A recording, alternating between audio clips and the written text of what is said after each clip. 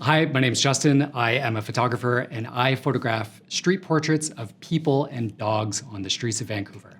And today I'm going to talk about why I love my A7R5. I upgraded this year to the A7R5 in order for me to have a little bit more flexibility for the career side of things. When working with brands, I always want to make sure that I'm delivering the absolute best images that I can and making sure there is absolutely no scenario where I am missing a shot. The A7R5 has a larger megapixel count, 61 megapixels, which means that I can take a couple more steps back, photograph something a little bit wider, and then recrop in post to make sure that I'm getting the absolute best framing possible.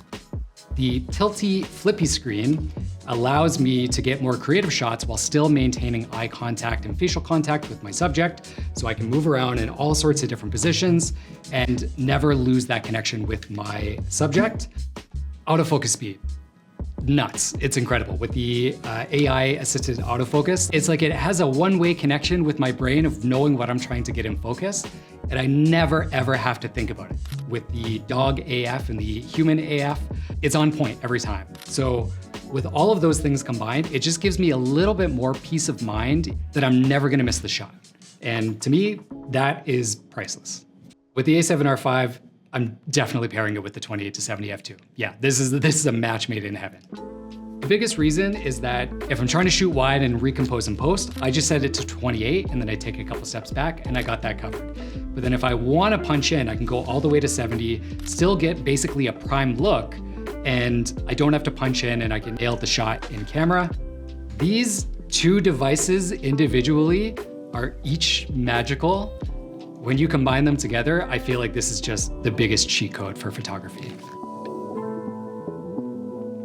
One of the most common comments that I get is, what camera settings do you use? A lot of other photographers use, very dialed in settings.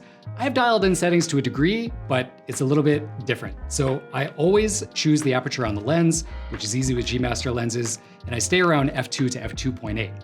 For shutter speed, I am trying to capture motion. Dogs, you never know what they're gonna do. They're gonna zip around, and to capture them and make sure they're not blurry, you gotta keep your shutter speed minimum 1/200th, but depending on the breed and depending on the age of the dog, I'm pushing that up to 1/2000th of a second or even higher.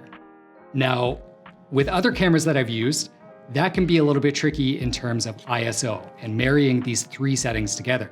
With the Sony cameras, luckily, the low light is so phenomenal on this camera that I never have to worry about the ISO being a little bit too high.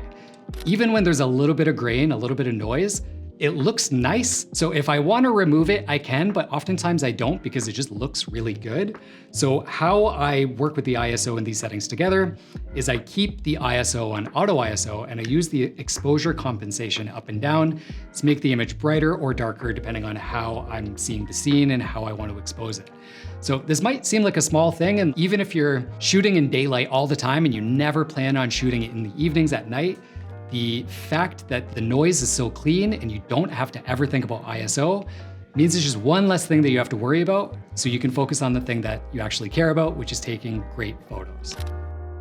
In terms of focusing and other little mini settings, I shoot on AFC all the time. I don't use back button focus because my finger is glued to the trigger all the time, and when I'm shooting, I'm rapid firing. I just keep it on AFC. Dog Eye AF is on, and once I get the composition, I am click and not letting go of that button until the buffer clears, which on this camera is basically forever. And that's how I shoot, because I don't want to miss any moments. I'm not trying to get single shots one by one. I'm trying to capture the micro motions.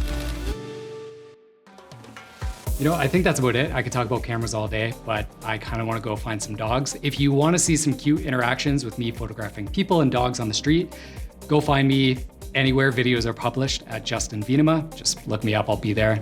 And yeah, let's go find some dogs. Hi, my name's Justin. I am a dog. I'm not a dog. I wish I was a dog. Yeah, the secret's out. Okay, take two.